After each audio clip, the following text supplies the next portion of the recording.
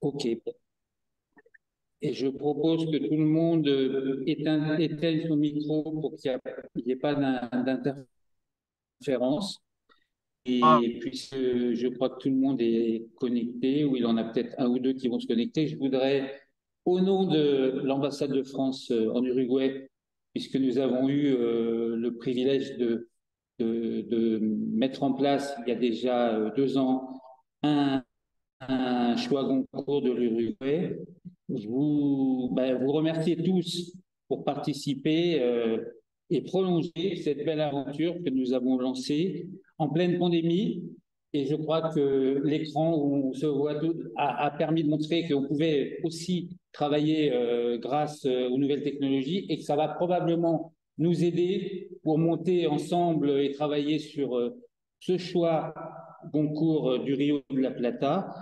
Euh, mais auparavant, en remerciant toutes les institutions participantes, aussi bien et les référents, donc les encadrants de toutes ces institutions partenaires, aussi bien en Uruguay qu'en Argentine, vous donner peut-être quelques éléments très rapides sur l'historique du choix Goncourt de l'Uruguay. On avait décidé de monter il y a 3 ans, un petit peu avant la pandémie. Moi, je m'appuyais sur l'expérience que j'avais eue en Tunisie, où j'avais lancé le choix de la Tunisie, qui est maintenant, on est à sa 7e ou 8e édition. Et on l'avait fait, bon, d'abord parce que il existe un lien fort entre la France et l'Uruguay dans plein de domaines, mais en particulier dans la littérature et les lettres. Vous le savez en Uruguay, vous le savez aussi probablement en Argentine, qu'on a un riche passé commun avec le Supervielle qui a donné son nom au lycée, l'autre est à Mont, Jules Lafort. Mais quand on en a parlé à l'Académie Goncourt, en leur disant qu'on aimerait créer ce choix Goncourt, qui, soit dit en passant, était et est aussi encore pour l'instant le premier choix Goncourt mis en place dans un pays hispanophone en Amérique du Sud. On leur a dit qu'on souhaitait bien évidemment et on était fiers de s'appuyer sur ce passé, sur ces auteurs communs, mais que l'objectif, et le leur aussi, c'était de s'inscrire dans la réalité contemporaine et de lancer, comme ça a été fait dans plus d'une vingtaine de pays maintenant, un choix Goncourt de l'Uruguay. Donc, on a mené à bon port ce projet. On a eu déjà 2 éditions, en 2021 et en 2022, qui se sont terminées au final par un choix Goncourt de l'Uruguay qui était le même que celui du choix Goncourt en France, mais ce n'est pas toujours le cas dans les autres pays où il y a un choix Goncourt pays. Donc 2023, point d'interrogation, on verra ce que les jurés décideront. Euh, mais en tout cas, je voulais en profiter pour remercier tous les participants partenaires uruguayens qui, grâce à eux, nous ont permis de connaître vraiment le succès pour le concours de l'Uruguay. C'était grâce à la mobilisation de tous que j'en profite pour remercier. Donc l'UDA, bien sûr, l'Université de la République, l'IPA, l'Institut de formation des enseignants, l'Alliance française, le lycée Jules Supervielle, et bien sûr aussi toute l'équipe du SCAC de l'ambassade ici, qui avait travaillé avec moi à cette construction. Le projet maintenant est désormais bien ancré dans notre programmation. C'est aussi un rendez-vous attendu de nos partenaires et je crois qu'il est également apprécié par l'Académie Goncourt en France. Euh, c'est pourquoi, je crois, le moment était mûr pour proposer à l'Académie Goncourt d'associer l'Argentine.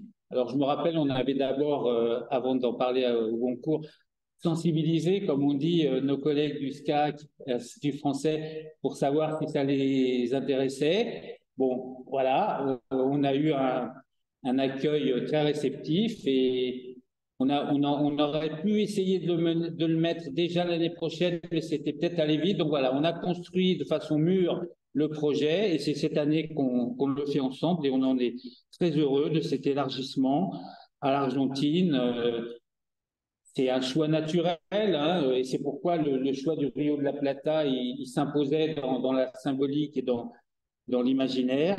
Et l'objectif, il est bien évidemment d'élargir le champ géographique, d'élargir le nombre de partenaires, d'ouvrir aussi le vivier des lecteurs et d'établir des synergies fortes avec Buenos Aires, avec l'IFA et tous vos partenaires sur place. Et je crois que ça va permettre de renforcer la visibilité de notre prix dans le paysage des choix Goncourt, puisque vous savez sans doute que avec le choix de l'Orient, qui lui est très gigantesque par rapport au nôtre, je crois que c'est 7 ou 8 pays qui travaillent ensemble, mais avec celui-ci, ce sera le seul choix, à ma connaissance, qui associera 2 pays. Donc ça, je crois que ça nous donnera une visibilité, mais aussi des opportunités peut-être pour plus tard. Donc, avec cette ambition commune, pour travailler sur un certain nombre de priorités qui sont les nôtres, qui sont aussi les vôtres, que je rappelle rapidement. C'est évidemment pour nous, et ce sera ensemble, un projet fédérateur, puisque ça réunit les principales institutions éducatives et culturelles qui travaillent sur le français. Ça va nous permettre de faire découvrir, et c'était l'objectif initial, les littératures actuelles et les auteurs contemporains aux lecteurs d'Uruguay et maintenant d'Argentine, et souligner la richesse, la diversité, la présence de plus en plus importante de femmes aussi, romancières. Euh, bref, une ouverture sur le monde littéraire français et francophone. Ça va nous permettre aussi, je crois, de rencontrer les écrivains qui sont en lice chaque année via Zoom. On l'a déjà fait l'année dernière pour tous les auteurs.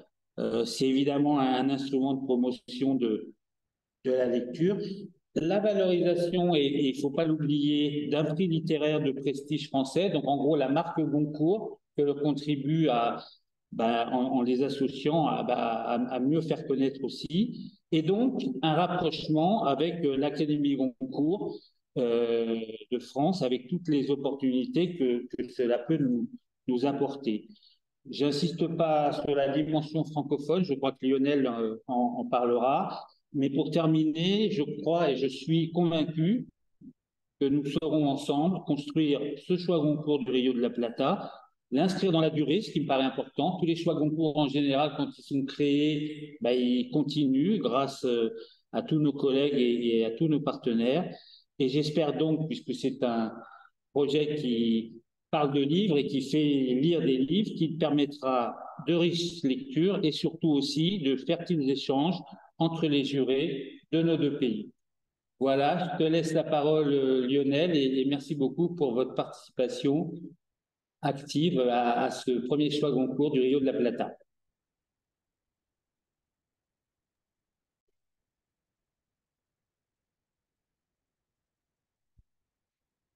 Merci beaucoup, Patrick. Bonjour, mesdames et messieurs, bonjour à toutes et à tous. C'est un plaisir d'intervenir dans ce cadre cet après-midi. Je vais démarrer avec une série de remerciements très chaleureux depuis Buenos Aires. Je voulais commencer en remerciant l'Académie Goncourt et Madame Françoise Rossino, sa déléguée générale. Poursuivre en remerciant très chaleureusement nos collègues et amis de l'ambassade de France en Uruguay, du poste à Montevideo, Patrick, le conseiller de coopération et d'action culturelle, monsieur Dario Arce, attaché culturel du SCAC, la responsable des questions de coopération universitaire, Madame Tamara Sanchez Albarracin. Nos collègues à Montevideo ont eu vraiment la générosité et la vision d'élargir ce choix Goncourt à l'autre rive du Rio de la Plata et rejoignant dans cette inspiration, et comme Patrick l'a très bien souligné, d'autres grandes initiatives dans le monde, à l'instar en effet du choix Goncourt d'Orient. Du coup, est en train de se tisser et se renforce encore vraiment une dynamique régionale qui est très forte et très importante dans de nombreux domaines. Je voudrais remercier aussi, du côté argentin, les différentes institutions partenaires, aussi bien des professeurs référents qui encadrent des groupes qui sont en moyenne 5 jurés lecteurs. Donc, grand merci aux référents et grand merci aux jurés lecteurs. Parmi ces institutions partenaires du côté argentin, nous avons l'Universidad de Buenos Aires, nous avons la UBA, avec sa chaire de littérature française. Et au rang des référents, M. Walter Romero, Mme Lucia Vogelfang et Mme Magdalena Arnoux. Nous avons aussi le Lenguas Vivas, Juan Ramón Fernández, avec son centre d'études françaises et avec les référentes que sont Mme Béatrice Couteau et Mme Victoria Cosso. Nous avons l'Université de La Plata, qui est membre de l'Agence universitaire de la francophonie, qui est membre de l'AUF. Et l'Université de La Plata œuvre à travers son département en sciences humaines et de l'éducation. Et sa référente est Mme Julia Zaparar. Nous avons le lycée franco-argentin Jean Mermoz, qui est très bien représenté, avec ses référentes que sont Mme Cécile Guilbeault, Mme Stéphanie Lemaître. Et nous avons l'Alliance française de Buenos Aires, à travers une référente et un référent, Mme Carol Sanchez Albarracín et M. Diego Chotro. Donc vraiment, pour ce formidable travail d'équipe, un grand merci depuis le SCAC, Institut français d'Argentine. Ce choix du Goncourt Rio de la Plata est très important à bien des égards, et notamment car il est une initiative qui cherche à rapprocher la scène littéraire actuelle des lecteurs francophones du niveau secondaire et du niveau universitaire. Tant les étudiants et les apprenants en formation, comme celles et ceux qui forment les futurs enseignants. Car cette communauté, là encore, est essentielle et constitue un vecteur clé pour la littérature et pour la langue française. Et on peut en effet constater depuis notre prisme que certains noms sont devenus plus proches, plus familiers du public du cône sud via des traductions espagnoles. On peut penser à Emmanuel Carrère, on peut penser à Amélie Nothomb, on peut penser à Michel Houellebecq. On peut aussi souligner l'importance dans cette dynamique-là des grands noms des classiques du 19e et du 20e siècle, Hugo, Balzac, Zola pour notre public de lycéens. On peut penser aussi, et ce n'est pas une mince référence à Buenos Aires, à René Goscinny et à son petit Nicolas pour les apprenants. La démarche que nous élaborons ensemble vise à montrer la diversité de la scène littéraire actuelle, sa richesse, son dialogue aussi avec l'actualité et parfois avec des thèmes d'une actualité brûlante. C'est ainsi ce que fait Giuliano d'Ampolo dans Le Mage du Kremlin à propos de la Russie et de la guerre en Ukraine. Ça vise aussi à faire œuvre de mémoire et de perspective historique quand on pense à l'œuvre que déploient Chloé Corman dans Les Presque Sœurs autour du thème de la déportation. Cette diversité de la scène littéraire, elle est bien sûr du côté de l'actualité, de l'histoire, de la mémoire.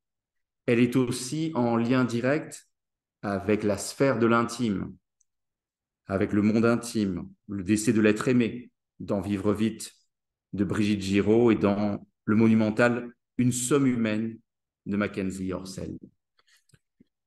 Dans cette initiative du choix Goncourt du Rio de la Plata, sont également à l'honneur des liens forts, Patrick en a également très bien parlé, qui unissent nos deux pays, avec une histoire commune, avec un monde littéraire où la ligne de partage finalement est parfois bien difficile à établir, tellement il y a un lien issu d'une même langue, de cet espagnol rioplatense, avec également son imaginaire, son fond commun de référence.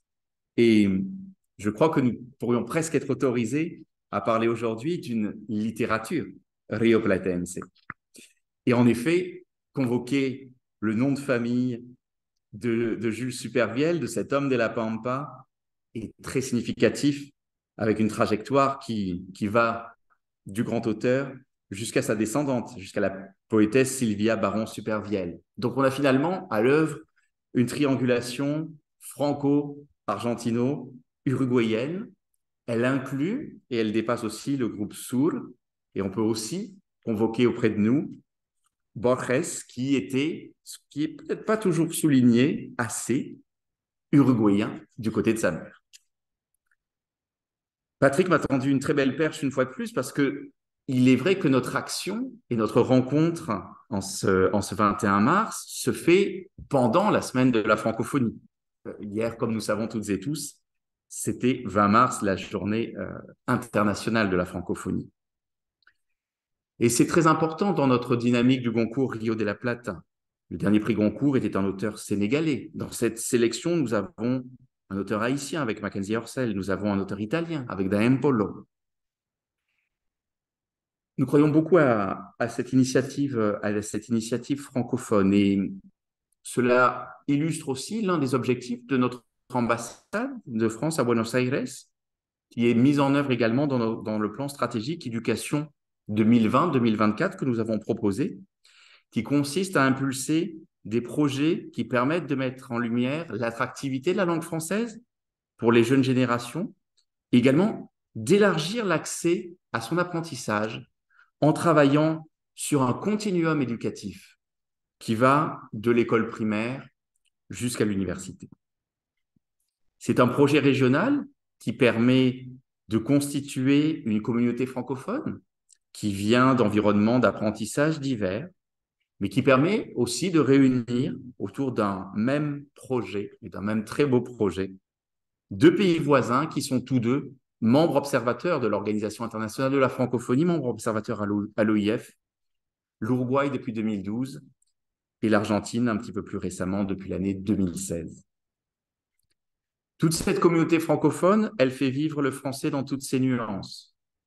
Un français vivant, parlé, quotidien, parfois argotique, un français des cités, un français également des beaux quartiers, ainsi qu'un français qui peut être parfois soutenu, ministériel, administratif. Finalement, la langue française dans toute sa richesse. Le contact direct que nous proposons ainsi va favoriser une familiarisation, une imprégnation beaucoup plus importante, ainsi qu'un apprentissage encore plus profond de la langue française et de ses subtilités. Et pour toutes ces raisons, je suis vraiment ravi que depuis le poste diplomatique en Argentine, depuis le SCAC, l'Institut français d'Argentine, on se joigne à cette très belle initiative et à tout ce que portaient nos collègues et amis à Montevideo. Merci beaucoup là encore de cette générosité. Donc c'est un plaisir immense pour moi et pour toute notre équipe ici. Et grand merci justement de bâtir ces ponts de part et d'autre du Rio de la Plata. Je comprends que nous aurons dans le courant de nos échanges une très belle opportunité également en écoutant prochainement une intervention vidéo de M. Philippe Claudel, écrivain membre de l'Académie Goncourt, voilà, qui va être encore un stimulus de plus pour notre créativité et nos échanges. Merci beaucoup à toutes et à tous. Merci. C'est un grand plaisir et c'est une grande responsabilité pour nous maintenant de travailler ensemble au succès du choix Goncourt Rio de la Plata avec donc un message de l'Académie Goncourt qu'on va vous passer. Merci beaucoup Lionel et Patrick. Je vais partager mon écran pour que vous puissiez voir cette vidéo que nous allons écouter aussi. Juste une seconde.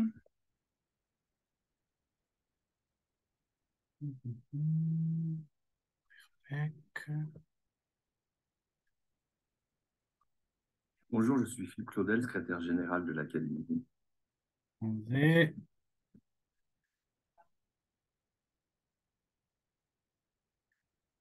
Monte le son aussi.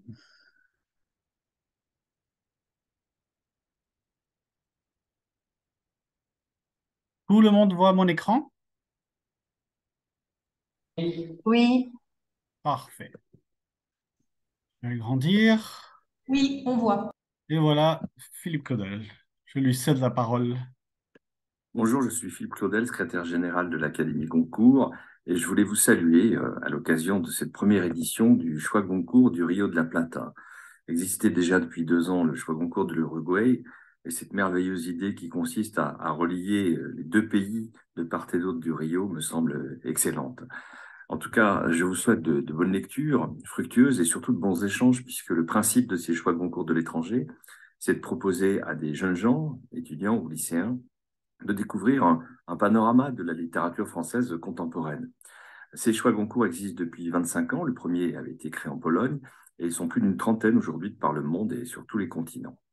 Ils se basent sur les sélections Goncourt, donc la sélection de l'Académie. La première a lieu chaque année en septembre, une quinzaine de titres, que nous réduisons à la fin du mois de septembre, début octobre, à 8 titres, puis 3 semaines plus tard à 4 titres, et enfin, une semaine après, c'est le fameux jour du prix Goncourt, où nous choisissons donc la lauréate ou le lauréat. Ces choix Goncourt, ils sont modelés sur le principe du Goncourt des lycéens qui existe depuis plusieurs décennies en France et qui permet à peu près à 2000 lycéennes et lycéens de France de lire la première sélection, donc les 15 titres durant l'automne, et de décerner leur prix, le prix Goncourt des lycéens, au courant novembre. C'est un très très beau prix qui a un gros impact, qui a un gros succès de librairie, j'allais dire presque autant, voire parfois certaines années davantage même que le prix Goncourt. Donc le principe, c'est surtout que ces jeunes gens, vous bientôt, étudiantes, étudiants, lycéennes, lycéens d'Argentine et d'Uruguay, vous puissiez bien sûr lire, mais surtout après débattre, converser entre vous, vous disputer, évidemment, en tout bien, tout honneur, mais défendre vos préférés ou votre préféré. Et c'est ça qui est intéressant, c'est que la littérature permette une plateforme d'échange, de discussion, d'entente, de découverte de l'autre. Et Dieu sait si aujourd'hui, dans le monde tumultueux dans lequel nous vivons, nous avons besoin de nous parler, de nous comprendre et de nous connaître davantage.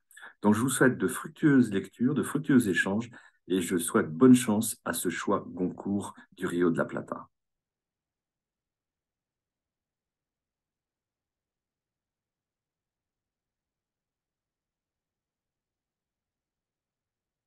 Bien, j'arrête le partage. Merci à Philippe Claudel, et merci à vous de l'avoir écouté attentivement.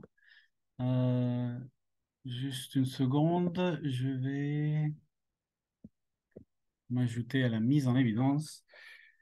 Bien, donc je pense que vous avez eu un bon parcours sur l'histoire des choix Goncourt et de l'objectif. Je précise que cette vidéo vient d'être mise en ligne, donc je vais la partager avec tous les référents pour que vous puissiez la transmettre aux étudiants jurés, puisque vous avez bien compris qu'il s'adressait en grande partie à eux. Euh, il existe aussi une version réduite sous-titrée en espagnol que nous enverrons aux partenaires pour une diffusion plus large et qui sera aussi diffusée par le SCAC d'Uruguay et par l'Institut français d'Argentine. Donc avant de vous céder la parole, puisque l'idée c'est aussi que vous puissiez poser des questions ou simplement transmettre un peu vos débuts d'expérience ou vos commentaires. Je voulais m'arrêter une seconde sur le calendrier. Donc, certains groupes de lecture dans les différentes institutions ont déjà commencé leur lecture. Certains référents aussi. Vous aviez eu accès en format EPUB et PDF aux livres. Je vous rassure, les exemplaires en papier sont en chemin. Donc, vous devriez avoir des nouvelles d'ici une ou deux semaines, puisque normalement ils sont partis le 15 de France. Donc, nous aurons quelques exemplaires à mettre à disposition des partenaires argentins. Je sais que l'Uruguay les a déjà distribués. Il faut quand même. Oui, Justement, pour rebondir par rapport à ça, c'est un élément important.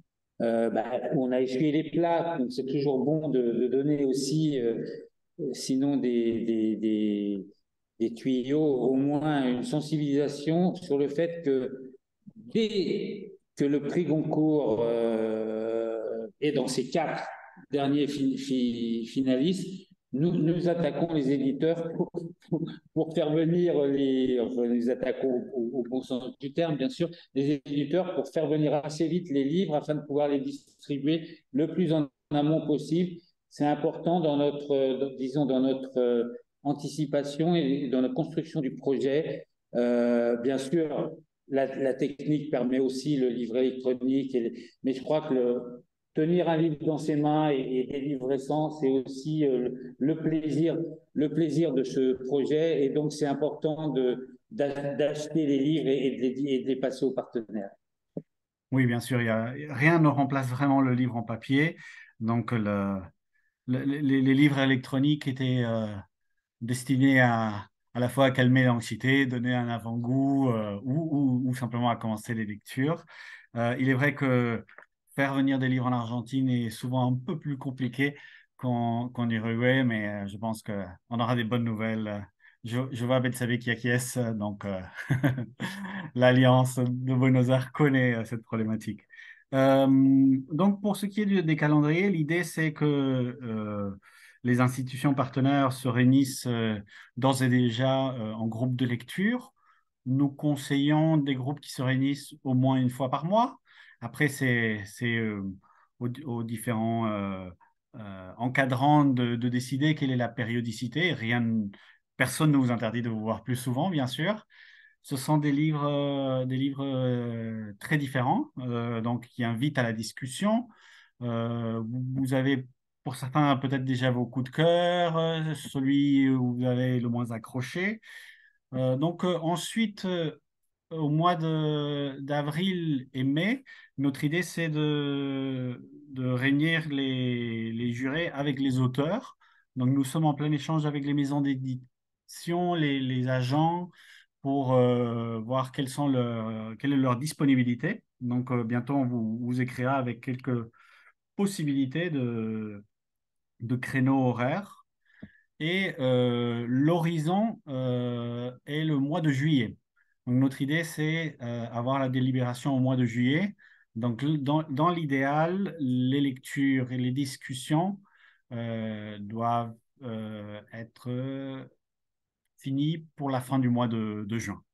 Donc, nous devons encore se coordonner pour une date exacte, mais ayez en tête le mois de juillet.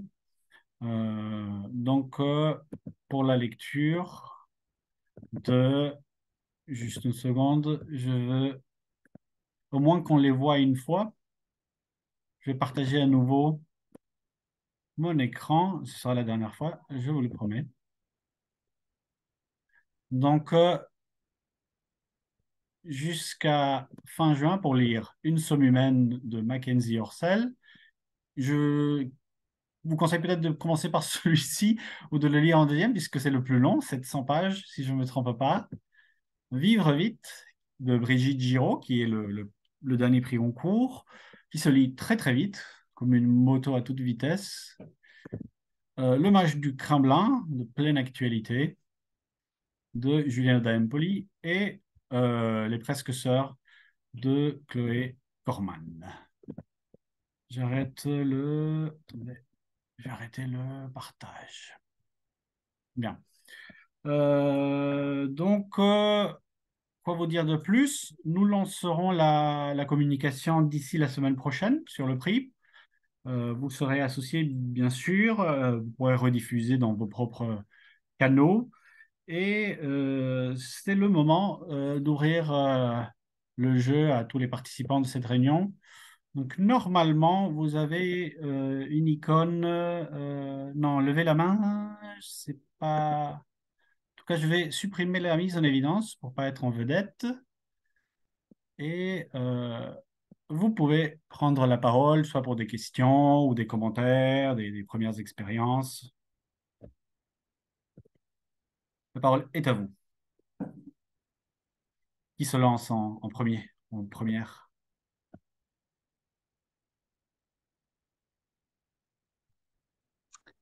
Moi, j'ai une question. Oui. Nathalie Bergeron. Je suis professeure documentaliste au lycée français Jules Supervielle à Montevideo. Je vais m'occuper d'animer les débats du jury. Euh, Moi, j'ai une question par rapport au calendrier.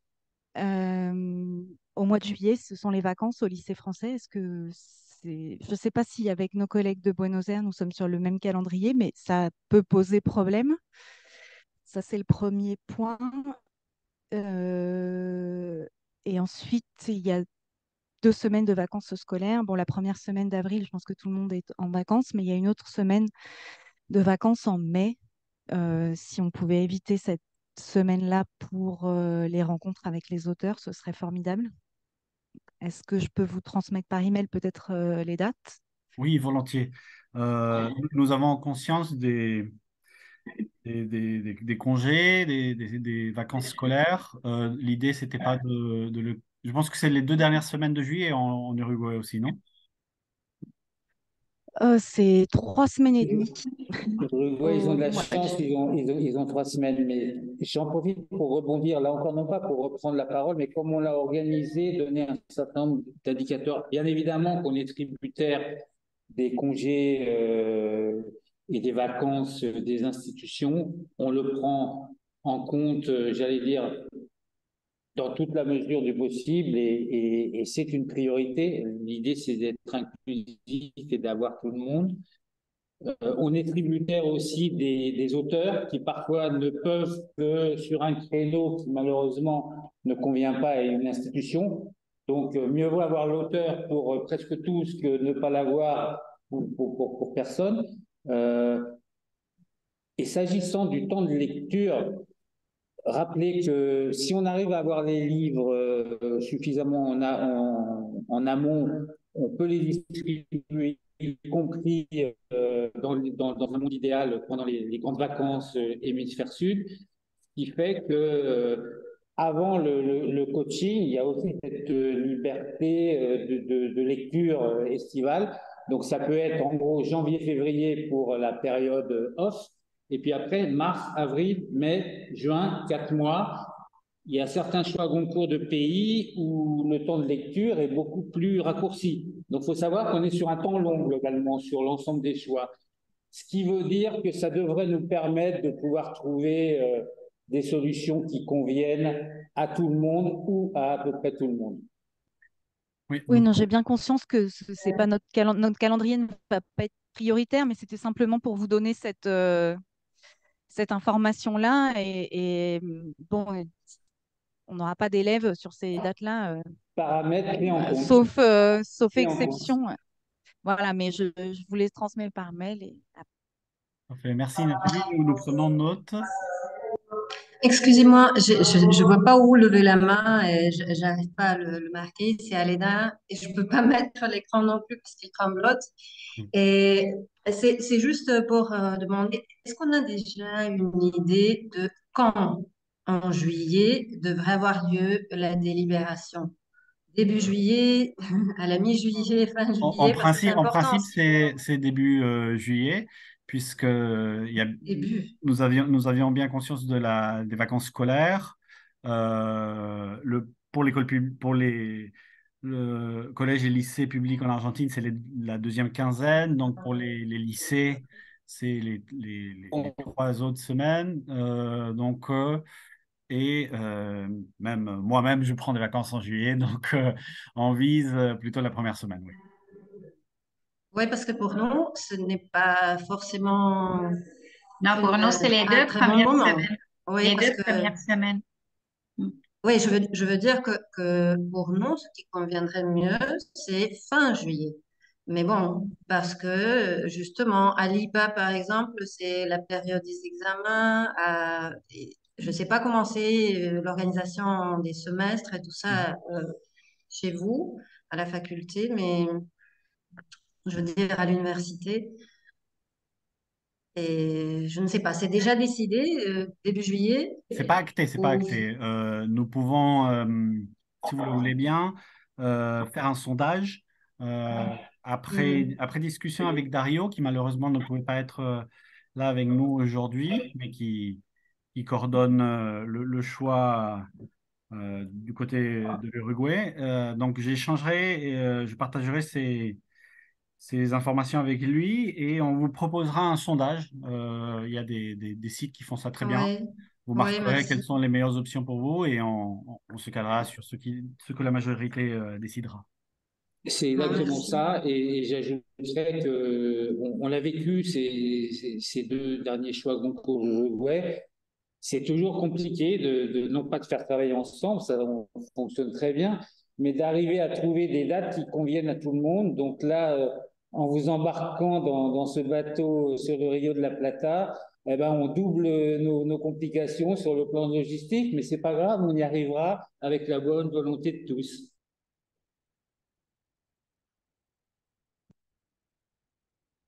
Bien, donc ça c'est pour les dates, les agendas. On ne prendra pas de décision finale sans consulter tout le monde, ne vous inquiétez pas.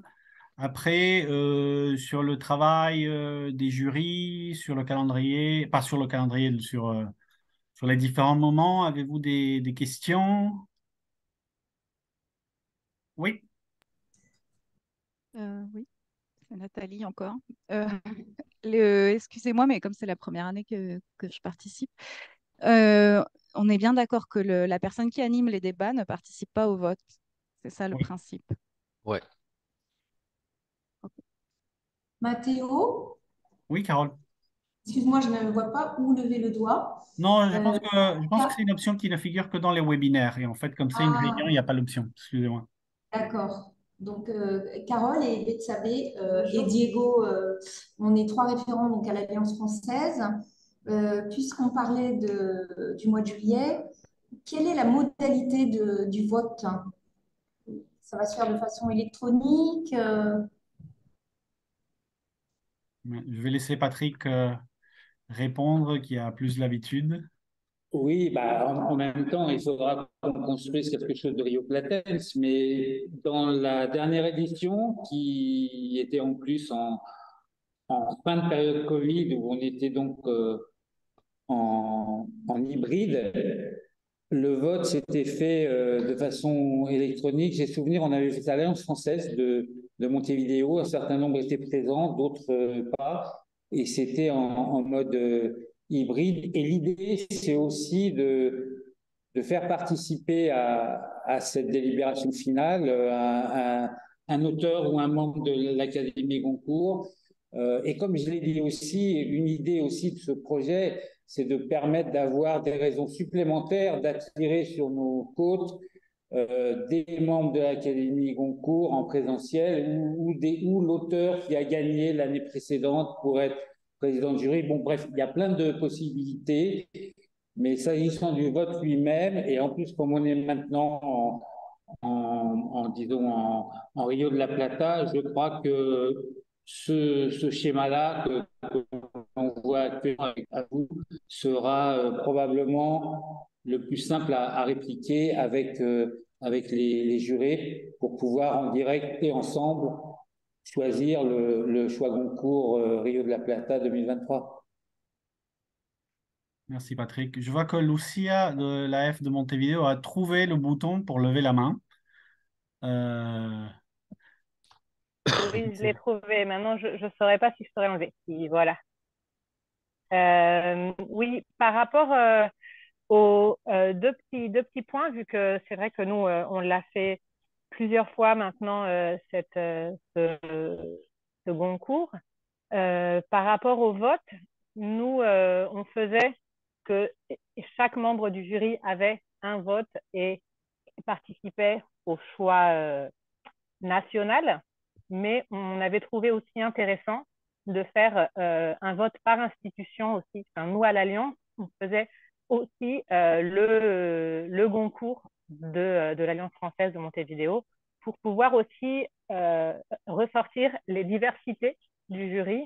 Et même si on en faisait un général, on trouvait ça aussi intéressant de voir enfin, nous n'avons pas les mêmes lecteurs à l'université ou à l'Alliance ou au lycée français. Donc, c'est vrai qu'il y a une diversité qui peut être aussi intéressante à faire ressortir pour le travail qui est mené pendant plusieurs mois avec le jury de l'institution. Donc, c'était pour vous partager cette expérience-là aussi.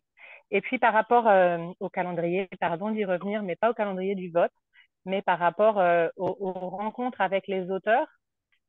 L'année dernière, elles avaient été toutes ensemble et ça avait été difficile de préparer les rencontres avec les membres du jury. Si c'était possible qu'elles soient un peu espacées, je sais qu'on dépend de l'agenda des auteurs, mais qu'ils ne soient pas trop sur le début, mais plutôt sur mai-juin pour qu'on ait le temps d'avancer sur les lectures avec les membres du jury, ça serait beaucoup plus bénéfique. Et en sachant que nous, on ne peut pas commencer les lectures pendant l'été, étant donné qu'on constitue notre jury quand les cours commencent, c'est-à-dire la semaine dernière. Donc là, on est en train de constituer le jury, donc on n'a pas pu commencer à lire en amont. Donc voilà.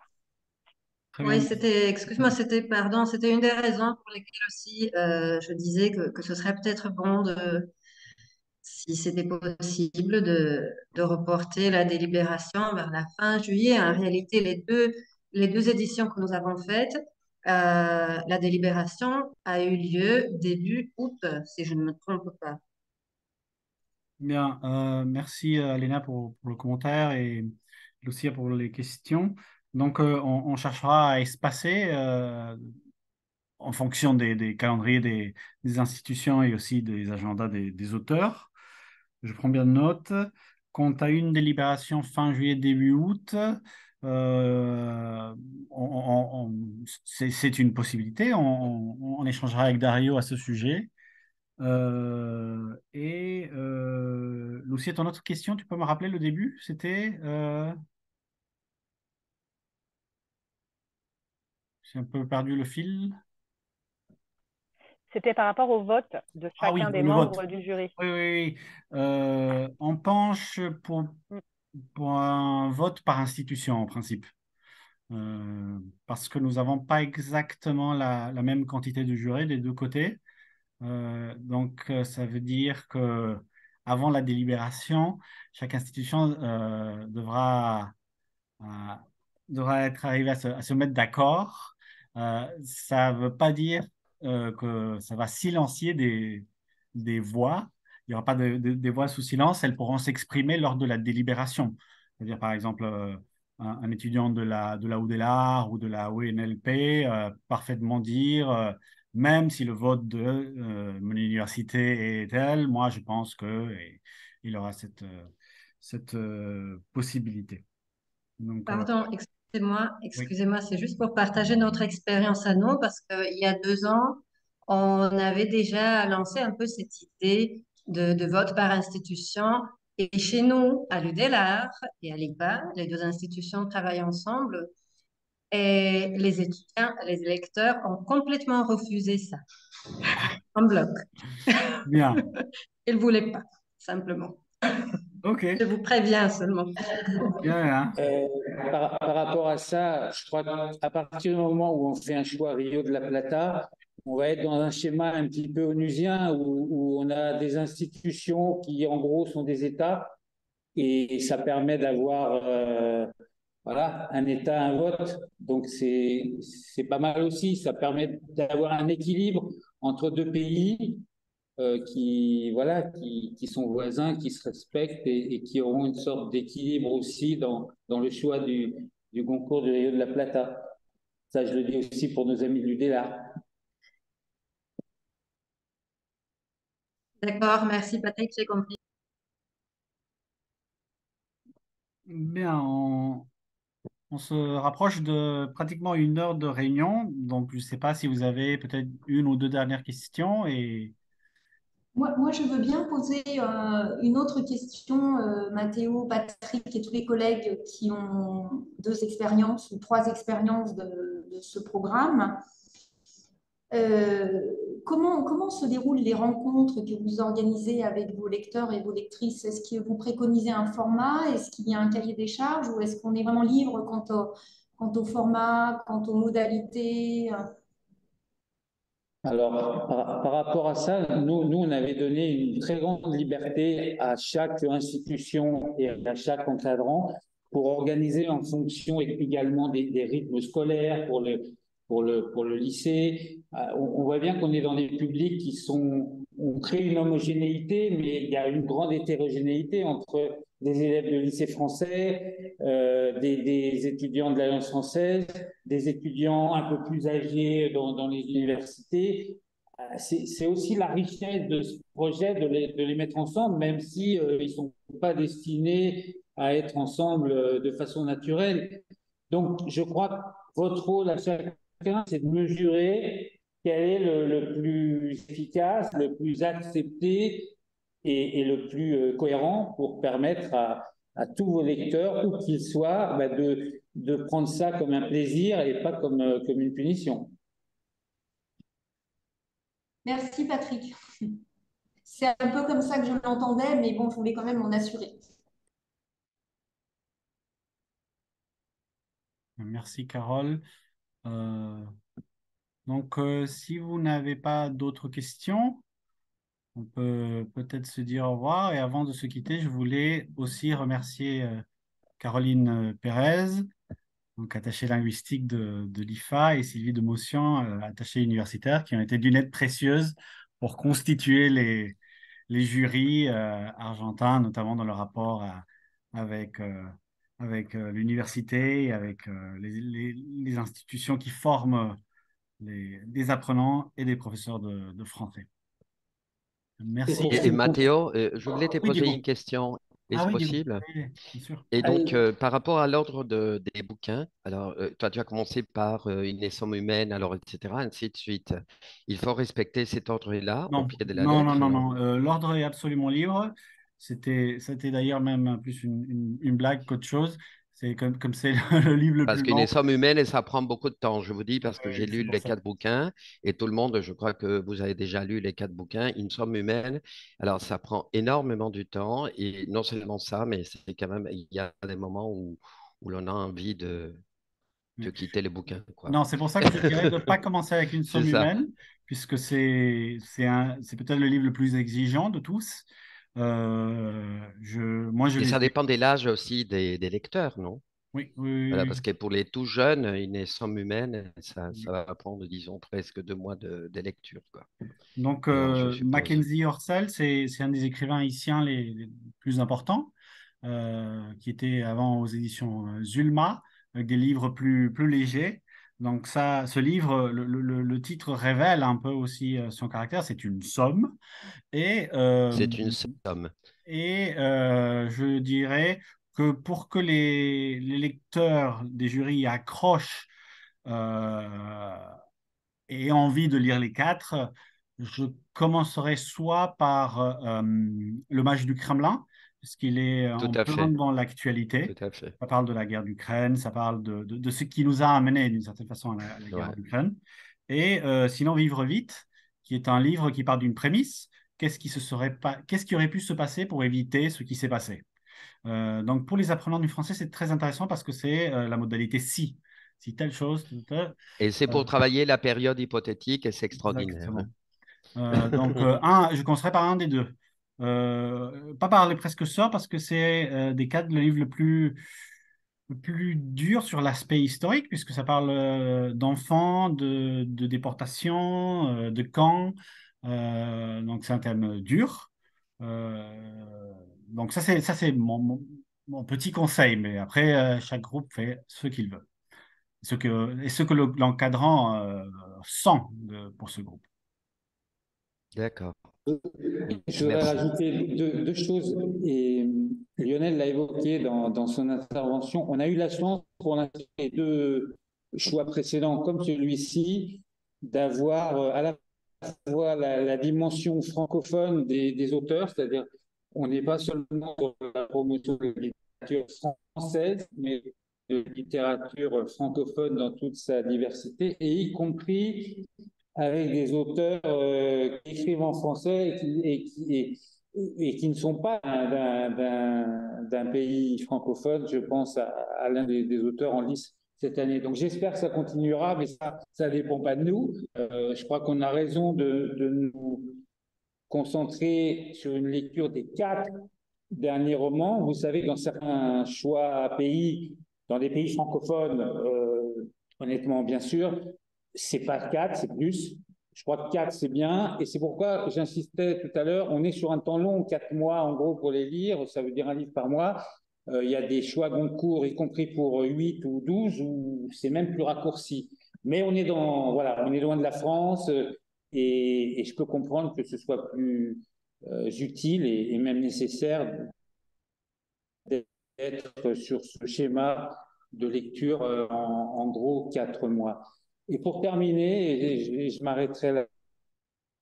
moi.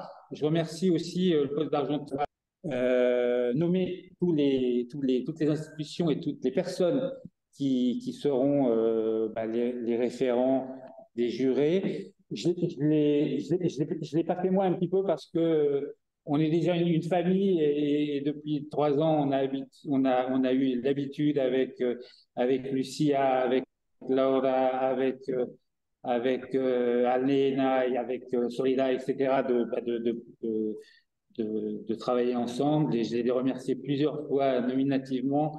Mais pour rester dans le parallélisme des formes, je le fais au final. Donc merci à elles et à eux. Et merci à toutes et tous pour monter sur ce bateau, sur le Rio de la Plata, qui est donc un trait d'union et pas un trait de séparation. Merci Patrick. Je vois que Caroline a une question. Oui, merci Mathéo. Je me demandais si vous alliez prévoir une rencontre intermédiaire des lecteurs et des référents avant la délibération. Quel moment de rencontre se fera donc au mois de juillet, au moment de la délibération? On a prévu de Vous faire m'avez entendu? Oui. On a prévu de faire une rencontre intermédiaire. On ne s'est pas pressé sur ça parce que la totalité des jurys n'était pas constituée. C'est d'ailleurs la raison pour laquelle nous n'avons pas convié aujourd'hui les étudiants, notamment parce que certaines institutions avaient leur rentrée il y a quelques jours. Je pense que maintenant, ils sont pratiquement tous constitués. Donc, on va réfléchir à une date possible qu'on proposera aux partenaires pour que maintenant les étudiants se connaissent et se voient. Je pense que c'est important parce que ça permet à chaque étudiant de mesurer, d'abord de s'approprier le projet au niveau de son institution, mais aussi de voir qu'il est dans un ensemble plus vaste et donc de s'approprier le projet dans sa dimension globale nationale, mais aussi binationale avec la Plata. Je pense que c'est pas mal et donc les réunir le plus souvent possible, même s'il sera compliqué de les avoir tous, je crois que ce sera intéressant et utile. Bien, il me reste à vous remercier et à vous souhaiter surtout bonne lecture.